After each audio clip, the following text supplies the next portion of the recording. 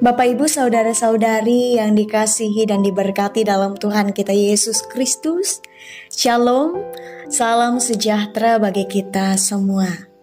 Dimanapun Bapak Ibu saudara berada, semoga kita semua dalam keadaan yang sehat dan bersukacita. Saat ini kita akan bersama-sama membaca dan merenungkan firman Tuhan. Mari kita bersatu hati di dalam doa, kita berdoa.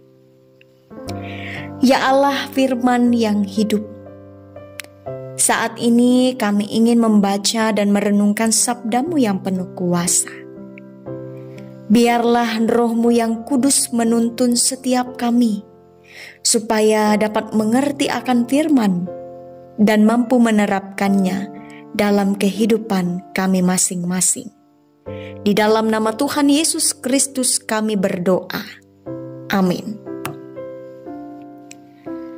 Adapun yang menjadi dasar perenungan firman Tuhan bagi kita pada saat ini terdapat dalam kitab Yeremia pasal 15 ayatnya yang pertama sampai yang ke-9. Tertulis demikian.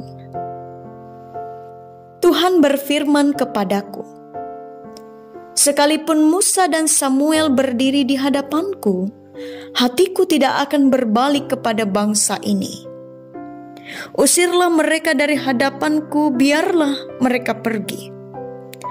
Dan apabila mereka bertanya kepadamu, kemanakah kami harus pergi? Maka jawablah mereka, beginilah firman Tuhan. Yang ke maut, ke mautlah. Yang ke pedang, ke pedanglah. Yang ke kelaparan, ke kelaparanlah. Dan yang ketawanan, ketawananlah. Aku akan mendatangkan atas mereka 4 hukuman. Demikianlah firman Tuhan. Pedang untuk membunuh, anjing-anjing untuk menyeret-nyeret, burung-burung di udara dan binatang-binatang di bumi untuk memakan dan menghabiskan. Dengan demikian, aku akan membuat mereka menjadi kengerian bagi segala kerajaan di bumi oleh karena segala apa yang dilakukan Manasye bin Hizkia Raja Yehuda di Yerusalem. Siapakah yang akan merasa kasihan terhadap engkau, hai Yerusalem? Dan siapakah yang akan turut berduka cita dengan engkau?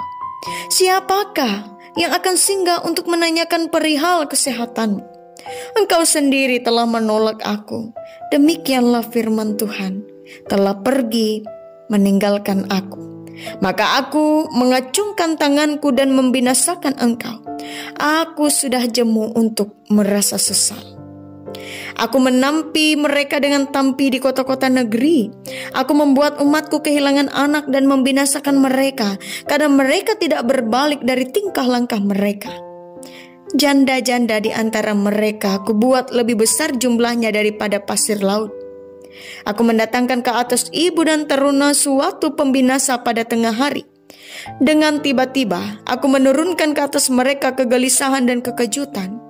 Maka meranalah perempuan yang sudah 7 kali melahirkan, nafasnya mengap-mengap. Baginya matahari sudah terbenam selagi hari siang. Ia menjadi malu dan tersipu-sipu. Sisa mereka akan kuserahkan kepada pedang di depan musuh-musuh mereka. Demikianlah firman Tuhan. Yang berbahagia ialah mereka yang mendengarkan firman Allah dan yang memeliharanya. Amin. Bapak Ibu saudara-saudari yang dikasihi dan diberkati dalam Tuhan, sifat atau karakter Allah yang paling sering kita dengar dan ingat dalam khotbah, kemungkinan besar ialah tentang Allah yang maha baik, maha kasih, dan yang menerima pendosa bahkan mengampuninya. Namun janganlah lupa bahwa Allah adalah Allah yang kudus, Allah yang adil, dan Allah yang benar, yang tidak menganggap remeh dosa. Dosa adalah dosa dan tetap merupakan dosa. Tidak ada kata kompromi untuk dosa. Demikianlah jika kita perhatikan dalam perikop ini. Dosa yang dilakukan oleh Manasye bin Hizkia Raja Yehuda di Yerusalem begitu mendukakan hati Tuhan seperti yang digambarkan oleh Yeremia. Mengenai Manasye, jika kita melihat kembali pada kitab 2 Raja-Raja pasal 21, Manasye adalah salah satu masa tergelap bagi bangsa Israel dalam menanti Tuhan. Sang raja dengan kekuatan dan pengaruh yang dimilikinya membuat rakyatnya melupakan Tuhan dan membawa rakyatnya ke dalam kemurtatan yang begitu parah. Dan saat itulah Nabi Yeremia diutus Allah untuk memberitakan pesan pertobatan, tetapi tidak didengarkan oleh mereka. Dan dalam teks ini Allah menggambarkan betapa seriusnya kejahatan umat saat itu. Sehingga Allah berkata bahwa meskipun Musa dan Samuel, orang yang sangat dekat dengan Allah, berdiri di hadapannya, itu tidak akan bisa mengubah keputusannya untuk menghukum umat. Dan dia akan menjadikan mereka sebagai kengerian bagi semua orang supaya mereka belajar untuk menghormati Tuhan. Itulah yang terjadi. Yeremia sendiri menyaksikan bagaimana Yerusalem dihancurkan oleh musuh. Bait Allah musnah dan penduduknya dibawa sebagai tawanan ke negeri asing. Apa yang dapat kita refleksikan melalui firman Tuhan ini? Bapak Ibu Saudara yang dikasihi dalam Tuhan, Musa, Samuel, dan Manasye adalah orang-orang yang punya pengaruh besar untuk membawa perubahan bagi bangsa mereka. Musa pernah memimpin bangsa Israel keluar dari tanah Mesir ke Kanaan. Samuel adalah hakim terakhir sebelum Israel memasuki era raja-raja. Ia yang mengurapi Saul dan Daud menjadi raja. Ia juga adalah orang yang berkomitmen untuk membawa Israel hidup dalam kebenaran. Sedangkan Manasye berkebalikan dari Musa dan Samuel yang membawa pengaruh baik. Manasye justru berpengaruh buruk, yaitu membawa rakyat pada kehancuran. Karena itu melalui firman Tuhan ini kita diberi pilihan, mau seperti Musa dan Samuel atau seperti Manasye. Semua tergantung pada pilihan kita. Jika kita memilih seperti Musa dan Samuel, kita akan menyukakan hati Tuhan. Tapi jika kita memilih seperti Manasye, maka kita akan mendukakan hati Tuhan. Saya percaya bahwa semua dari kita tidak ada yang ingin memilih seperti Manasye, yang berujung pada kehancuran dan mendukakan hati Tuhan. Semua kita pasti ingin punya hidup yang menyukakan hati Tuhan. Namun terkadang kita bisa berbuat kesalahan dan dosa tanpa kita sadari. Baru sadar ketika sudah ada penyesalan. Karena itu kita perlu berhati-hati dan bijaksana dalam segala hal di hidup ini. Keberadaan kita sebagai orang yang percaya harus berdampak baik. Entah itu dalam keluarga, dalam pekerjaan, dalam gereja, maupun dalam masyarakat. Baik atau buruk pengaruh yang kita berikan, itu tergantung pada pilihan kita. Jika kita benar, maka kita memberi pengaruh yang benar.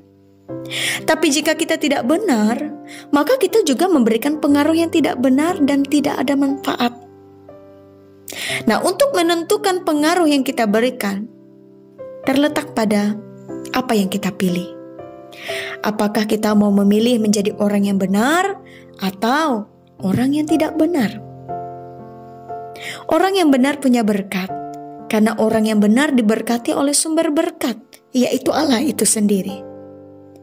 Orang yang benar itu tidak hidup dalam kefasikan dan tidak menyimpang pada jalan yang salah.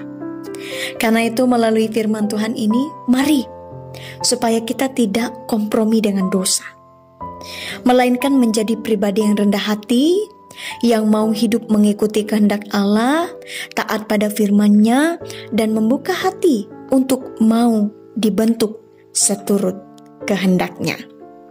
Tuhan memberkati kita melalui firman-Nya. Amin. Mari kita berdoa. Kami sungguh bersyukur dan berterima kasih kepadamu Tuhan, karena firman-Mu boleh disampaikan bagi kami sekalian.